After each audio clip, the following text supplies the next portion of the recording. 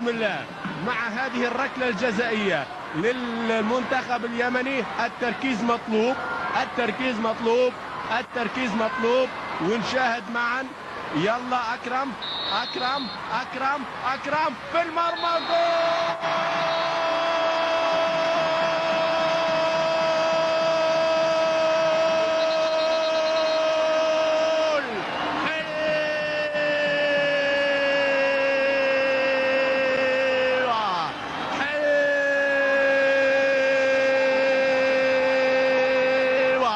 الكرة اليمنية، ولكن ماذا فعلت يا مرتوب؟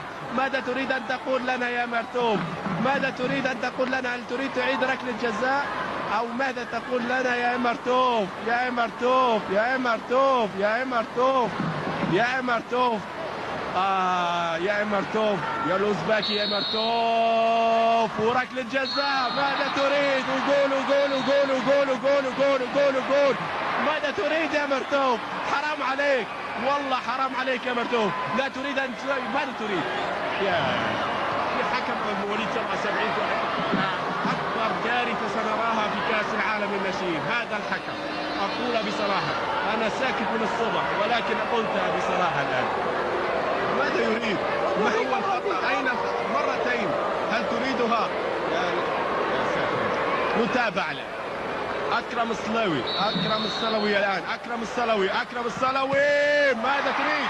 حرام عليك، والله حرام عليك يا أمين.